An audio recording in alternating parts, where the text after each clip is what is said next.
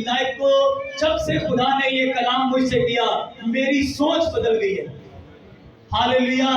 सोचो, जब जिसको खुदा कलाम दे रहा है, खुदा ने उसकी इस हवाले को मुझे जब जहां तक याद है, इस हवाले को मैंने बड़ी दफा प्रीच किया, लेकिन जब आज मैं आपके दरमियान ये लेकर आया हूं, तो उससे पहले खुदा ने मेरी सोच बदल दी है।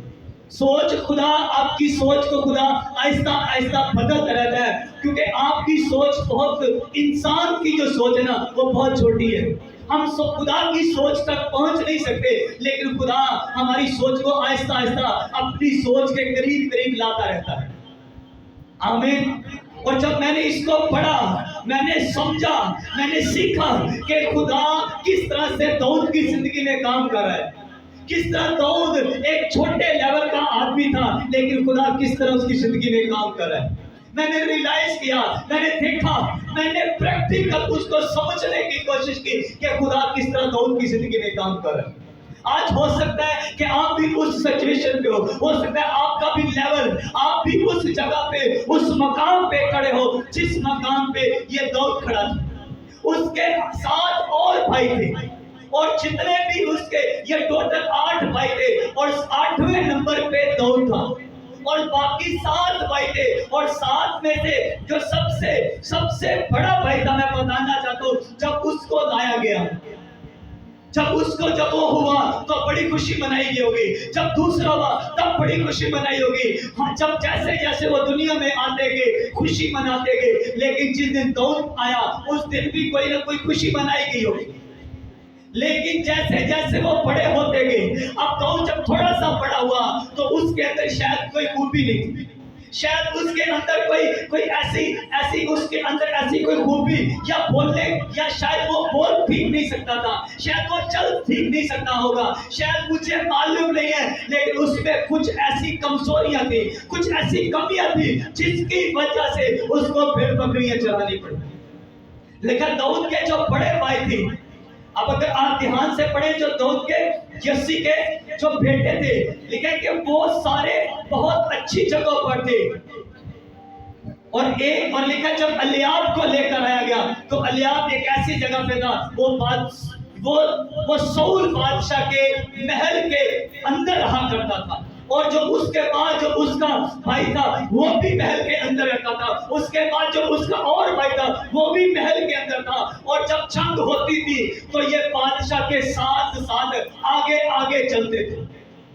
यानी ये वो लोग थे, यानी सक्सेसफुल, कामयाब लोग थे, और बहुत पावरफुल और बड़े दलेर फौजी थे कि बादशाह के घर में रहना, बादशाह की हिफाजत करना, बादशाह को प्रोटेक्ट करना, यहाँ तक कि जब जंग के लिए जाना है तो तब भी बादशाह के बाजू होते थे।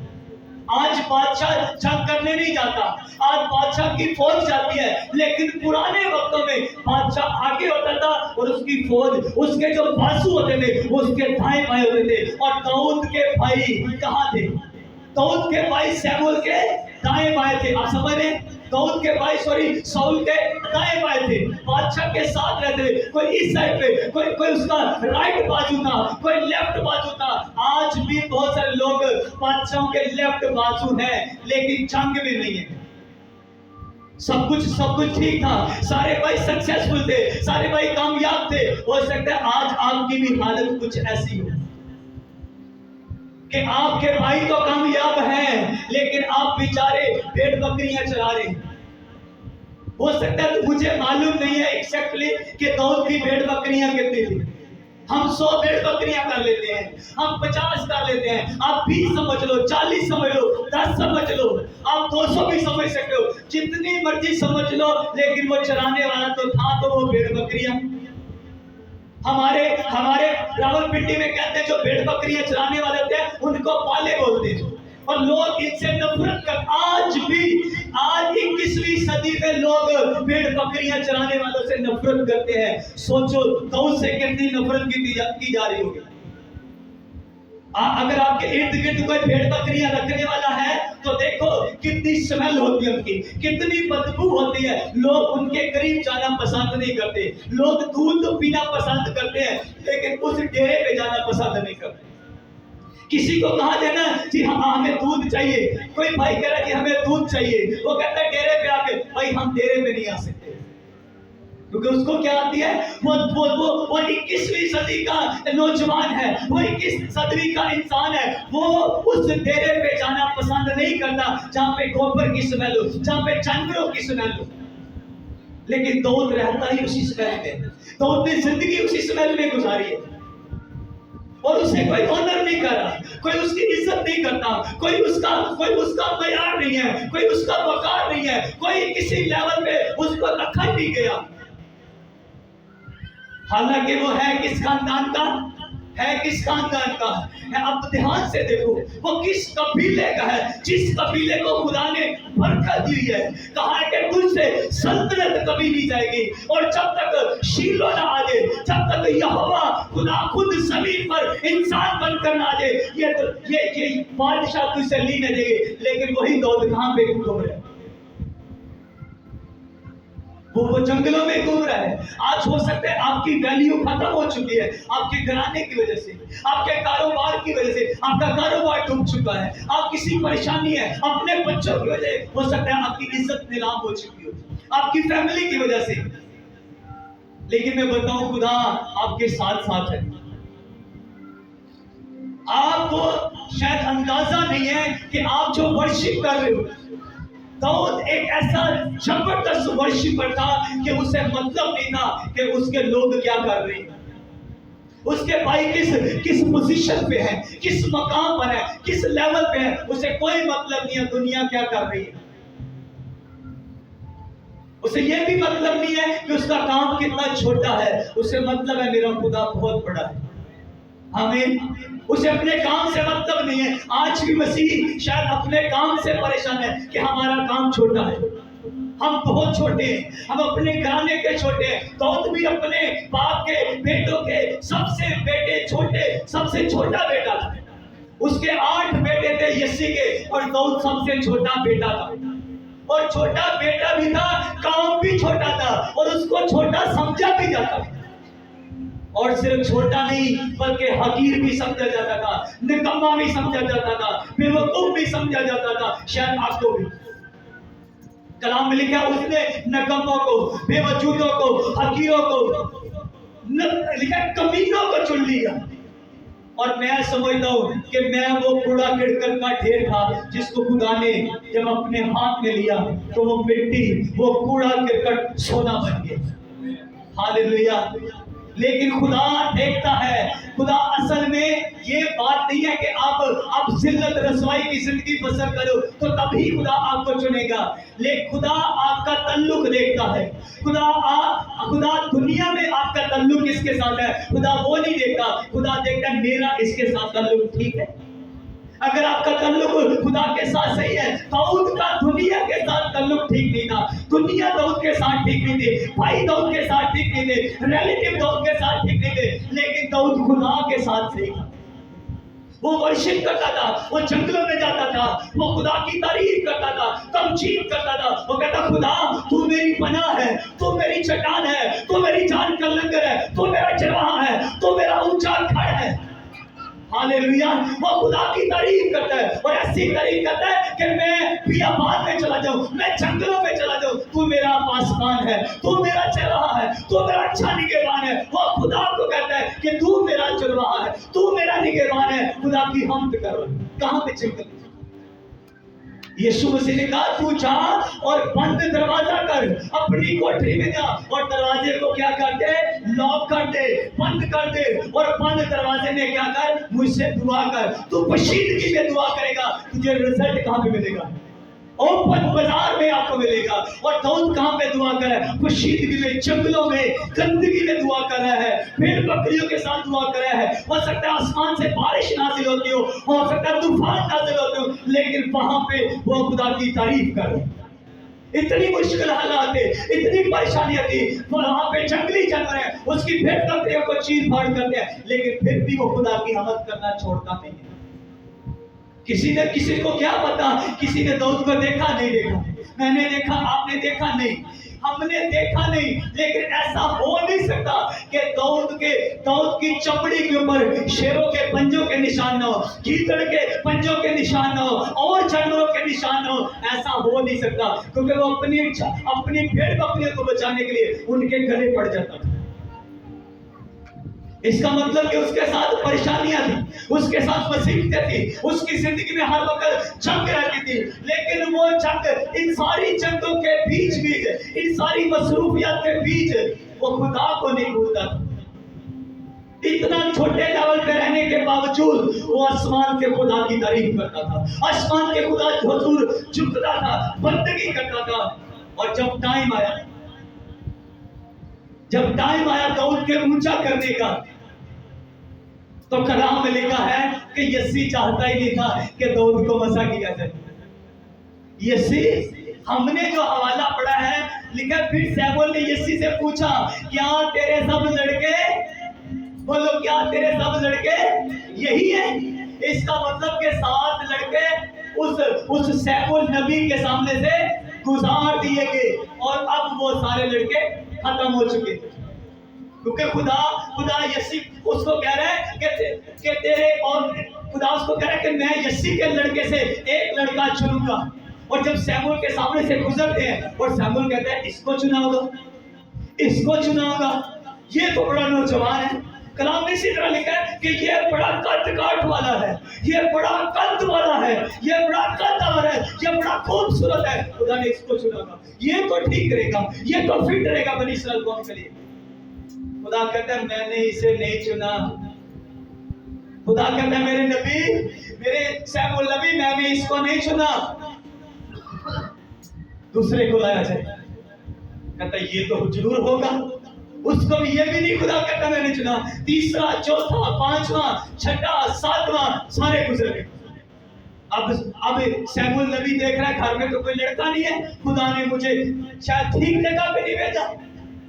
और सैमुअल के भी इन सारी नजरिया से ऐसा लग रहा है कि सैमुअल भी उसको मसा नहीं करना चाहता। सैमुअल भी चाहता है ये खूबसूरत लड़का ब्लेस किया जाए, ये नौजवान, ये कद्दावर लड़का ब्लेस किया जाए। जब ये सारा कुछ हो रहा था तो खुदा आसमान से देख रहा था, खुदा आसमान से देख रहा था। और हो सकता है उस दिन,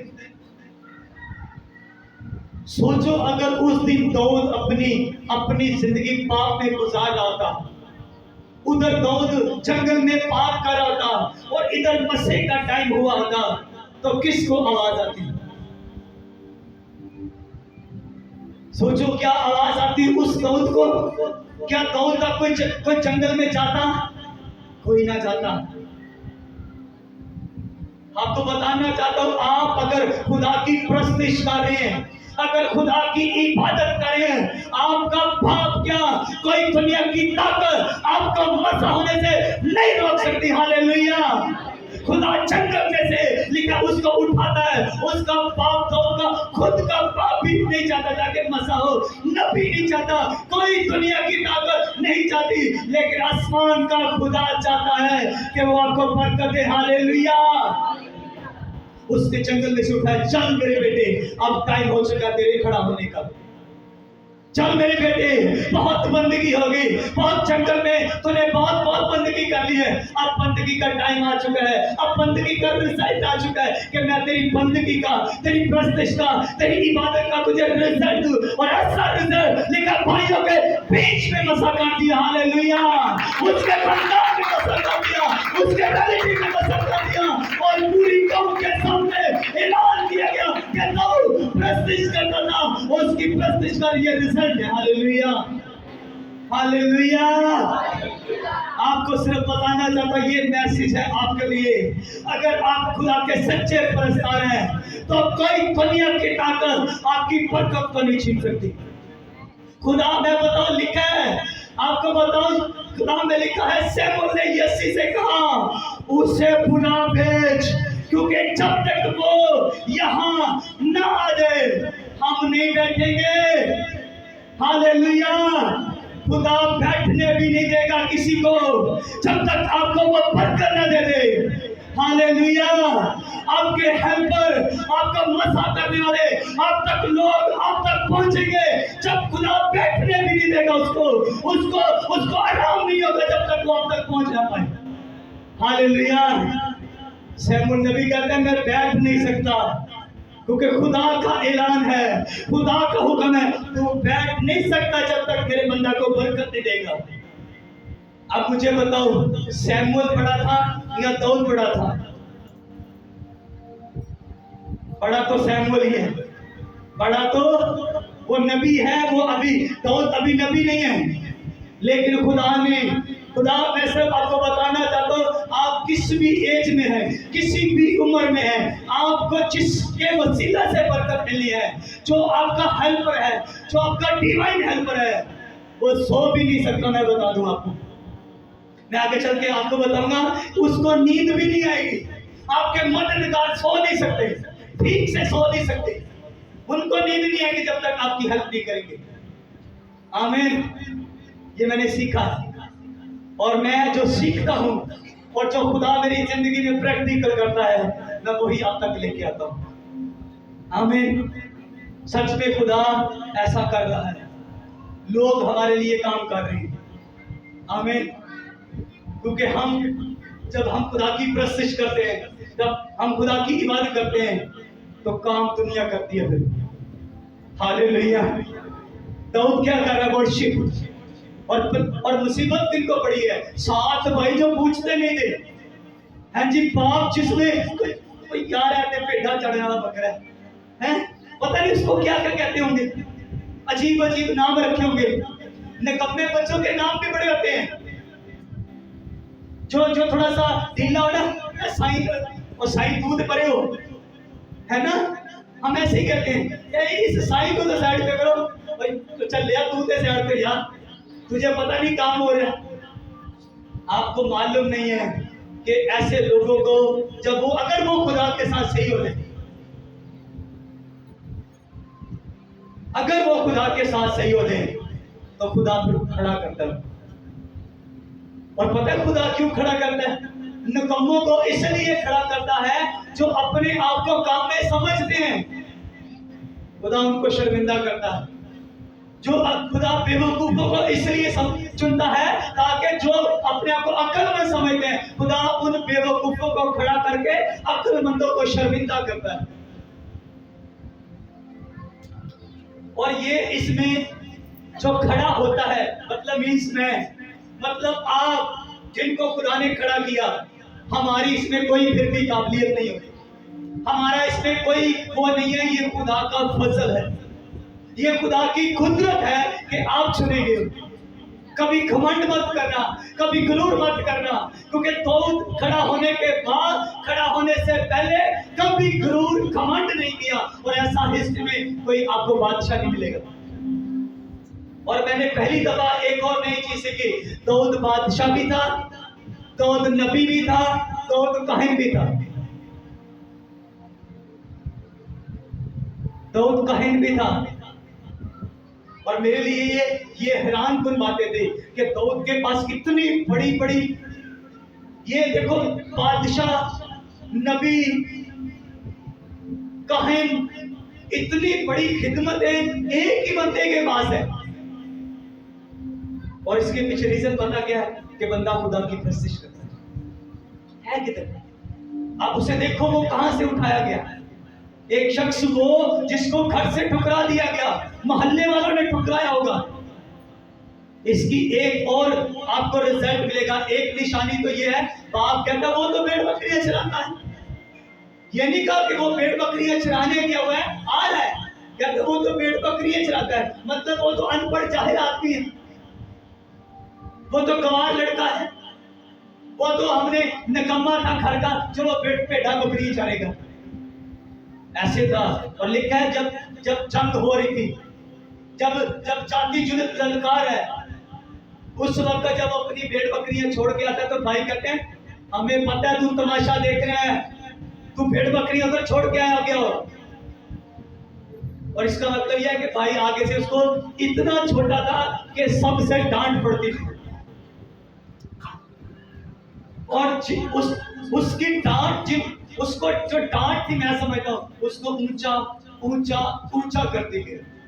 वो जितना दुखी रहता था वो उतना खुदा की हुजूरी में जाता था, और खुदा की हुजूरी में जाना, खुदा ने उसको मसा करना, और उसके मसे से क्या होना, उसने दलेरी पा ली। ऐसा होता है, जो शख्स, जो लोग दुआ में रहते हैं, जो लोग बंदगी में रहते हैं, जो लोग प्रस्तिश में रहते हैं, मैं उनको बताना चाहता हूं कि आपको खुदा दलेरी देता है। कितने, पता नहीं कितने सालों का ये रिजल्ट था। हम आज 6-7 महीने दुआ कर लें तो शायद लोग आपको कहना चाहे रिजल्ट नहीं आता कई दफा। मुझे याद है कि मैंने जब दुआएं शुरू की थी तो मैं तकरीबन, मैं आपको बताऊं, उस वक्त मैं 25 साल का था जब मैंने पूरे दिन से दुआएं शुरू की थी, और पता नहीं कितने सालों तक, 6-7 साल तक कोई रिजल्ट नहीं था दुआओं का। ये दुआओं का रिजल्ट तो 2018 में जब मैं पासवान हुआ था तब रिजल्ट आना शुरू हुआ था। मुकम्मल जो रिजल्ट, जो जो जो मसा मैं चाहता था उसका रिजल्ट पासवान बना, उसके बाद कुछ महीनों के बाद रिजल्ट आना शुरू हुआ था। 40 रोजे, 40 दुआएं, रोजे, रात भर बाइबल पढ़ना, दुआएं करना, रिजल्ट कोई भी नहीं। शायद लोग आज आपको भी कहते होंगे बढ़िया दुआवां है जी भैन जी, बढ़िया दुआवां, और पादी साहब बढ़िया दुआवां, आपको भी लोग कहते होंगे, रिजल्ट नहीं आ रहा, डोंट वरी। जिस दिन रिजल्ट आएगा ना, उसी बहन के सामने, उसकी आंखों के सामने आपको मसा किया जाएगा। आमीन। जो आपको डांटते हैं, जो आपको शर्मिंदा करते हैं, जो आपको ललकार रहे हैं, उसी के सामने यीशु आपको ब्लेस करेगा, उसी के सामने।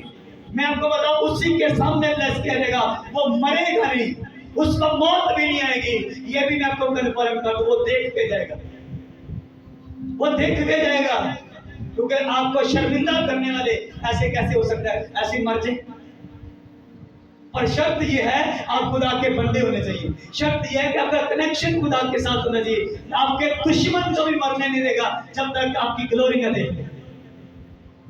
ये अकॉर्डिंग टू बाइबल मैं बता रहा हूं। आपका दुश्मन तब तक नहीं मर सकता जब तक जो आपको शर्मिंदा कराए आपकी ग्लोरी न देखे।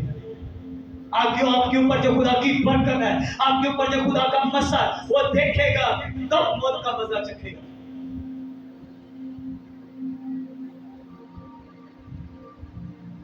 कलाम में लिखा है कि एक शख्स को मैं जानता हूं जिसका नाम दानियल है।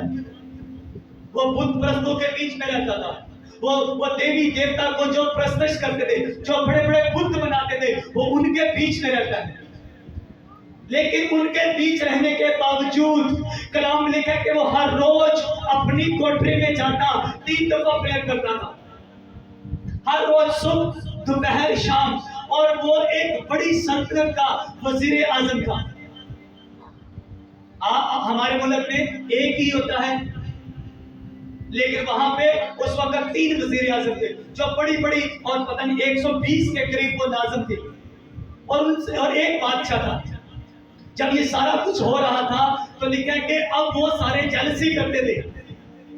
जितने बाकी वजीर थे, जितने नाज़िम थे, वो सब दानियल से जेलसी करते थे। वो कहते थे कि ये यहोवा को मानने वाला हमारे साथ बैठता है, हमारी सीट और इसकी सीट बराबर होती है, क्योंकि ये भी वजीर है, वो भी वजीर है, तो सीट तो एक जैसी होगी, लेवल भी। और यहाँ पे मैं बताऊं कि खुदा ने दानियल को थोड़ा ज्यादा ऊंचा किया था बादशाह की निगाह में, और दानियल के साथ जो प्रोटोकॉल था वो थोड़ा ज्यादा था।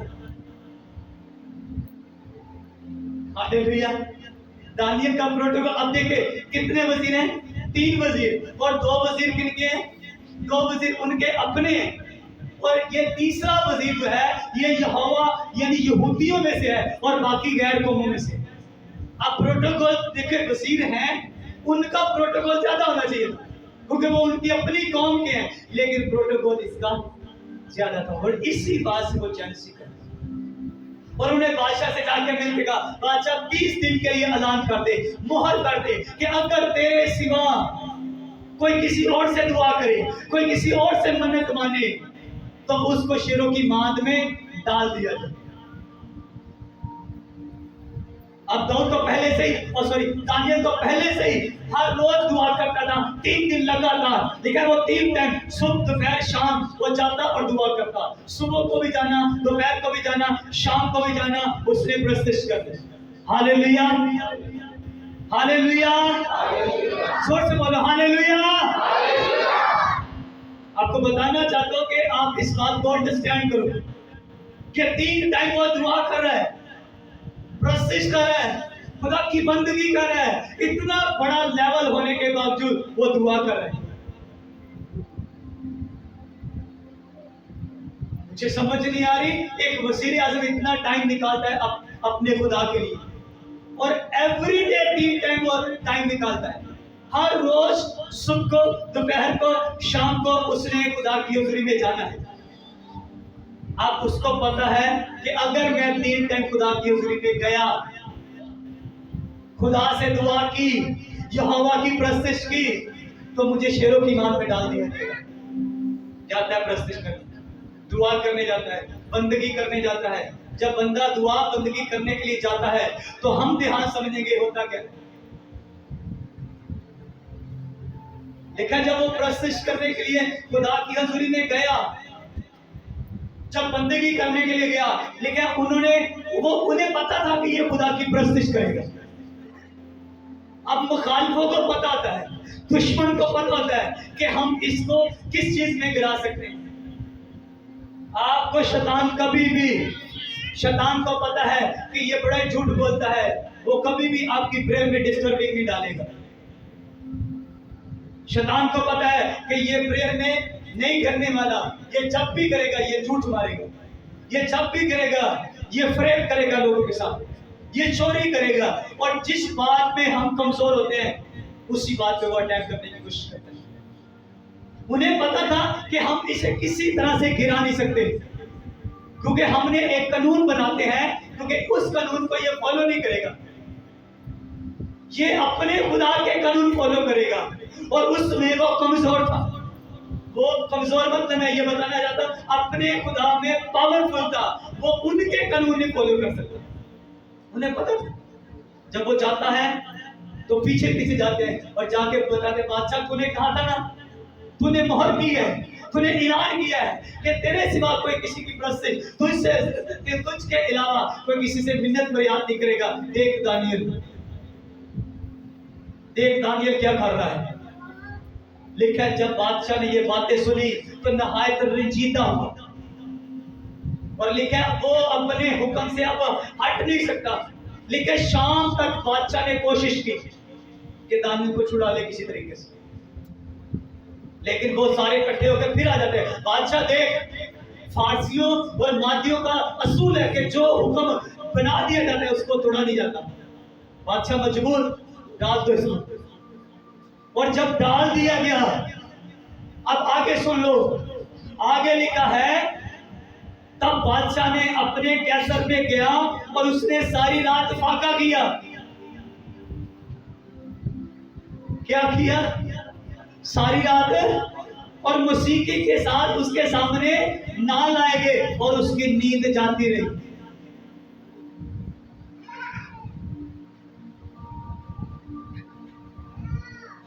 आपको बताना चाहता हूं कि शेरों की मान में किसको डाला गया? दानियल को। लेकिन नींद किसकी उड़ गई है? नींदें किसकी हराम हो चुकी है? किसी और की। और यहां तक के नींद ही हराम नहीं हुई, बल्कि आपको बताऊं कि उस मान में जो शेर थे, आज की रात वो शेर भी नहीं है। आपका तल्लुक अगर यहोवा खुदा के साथ सही है ना, मैं सिर्फ आज आपके दिमाग में, आपके सोच में, आपके दिल में ये बात डालना चाहता हूं जो मुझे समझ आई। आपका तल्लुक खुदा के साथ सही ना, तो शेर आपके लिए शेर नहीं होगा। वो लोगों के लिए शेर हो सकता है, वो लोगों के लिए बादशाह हो सकता है, लेकिन आपका वो हमदर्द होगा। आपके लिए लिखा है वो फाका कर है। किसके हुजूर फाका कर है? जिसको भी मानता होगा। आपके लिए लोग, ऐसे ऐसे लोग खड़े होंगे, आपको शायद समझ नहीं आ रही, आपके लिए जो लोग खड़े होंगे वो बादशाह भी खड़े होंगे, और बादशाह को भी नींद नहीं आएगी। आमीन। बादशाह भी आपके लिए रात भर जागेंगे और दुआ में डरेंगे। हालेलुया। और सिर्फ बादशाह आपके लिए ठहरेंगे नहीं, आपके लिए फाके सिर्फ नहीं करेंगे, आपके खुदा की हमद भी करेंगे। आमीन। आपके खुदा के नाम को ऊंचा भी करेंगे। और ये लिखा उसने ये पूरे जहां तक उनकी मलकत थी, कहता है सब में ऐलान कर दो, आज के बाद किसकी प्रस्तिश होगी? आज के बाद दानियल के खुदा की प्रस्तिश होगी। हालेलुया। आपकी दुआएं इतना बड़ा रिजल्ट लेकर आती है। आपका ताल्लुक किसके साथ है? और ये ऐसे कालर को पकड़ के देखो आपका ताल्लुक किसके साथ है। मैं परसों चौथे एक वीडियो देख रहा था, कहना तेनू पता नहीं मैं पुलिस वाले का बंदा हूं।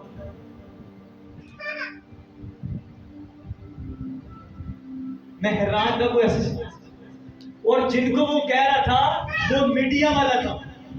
आपको पता है मीडिया की बड़ी पावर है। और साथ में वो ट्रैफिक पुलिस वाला भी खड़ा था, उसको भी कहते हैं पता नहीं मैं कितना मुंडा हूं, मैं पुलिस वाले का बेटा हूं। भाई आपको नहीं पता आप किसके बेटे हो? आप बादशाहों के बादशाह यीशु मसीह के बेटे और बेटियां हो। हालेलुया। आप उसके बेटे बेटियां हो जिसने दानियल को शेरों की मांग में बचाया। हालेलुया। आपको घमंड होना चाहिए कि मैं किसका बेटा हूं। वैसे आपको आज जो जबरदस्त आज का जो मैसेज ये है कि आपका खुदा आपके हेल्पर को सोने नहीं देता। उसको नींद नहीं आएगी जब तक आपकी वो मदद ना कर ले। देखा जब रात बस गुजर जाती है, वो लिखा दिन को उठता है और भागता हुआ जाता है। कहता दानियल क्या तेरा खुदा सच्चा साबित हुआ? कहता ऐ बादशाह मैं अपने खुदा के हुजूर और तेरे हुजूर सच्चा और रास्तबाज साबित हुआ। मेरा खुदा जिंदा खुदा है। उसने मुझे शेरों से शेरों के मुंह से बचाया और जिंदा सलामत तेरे हुजूर खड़ा किया। हालेलुया। मेरा खुदा सच्चा साबित होता है। हालेलुया। पर आप उसके हुजूर सच्चे हैं क्या? हम उसके हुजूर ठीक है? कहीं गोलीबाज तो नहीं है? आपको एक और बात थोड़ा सा क्लियर बता दूं, जब आप खुदा को इग्नोर करोगे, जब आप खुदा के साथ फ्रॉड करोगे, जब आप खुदा के साथ दो नंबरी करोगे, तो लोग आपको मिलेंगे ऐसे। आपको हर बंदा दो नंबर मिलेगा होगा नहीं, पर आपको मिलेगा ही वैसा, क्योंकि आपका तल्लुक उस खुदा के साथ है। और मैं चाहता हूं आज के बाद अपना तल्लुक खुदा के साथ सही करो, ताकि आपको जितने लोग मिले वो सही मिले।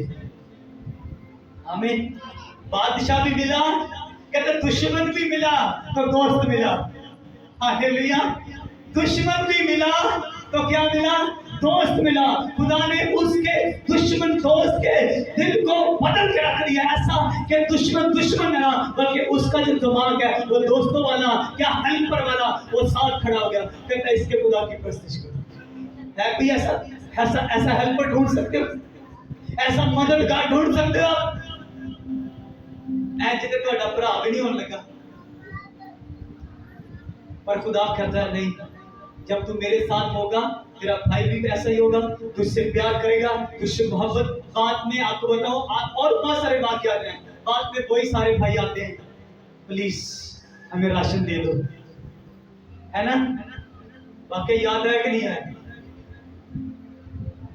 चलिए उसका नाम ले लेते हैं। उसका नाम है यूसुफ।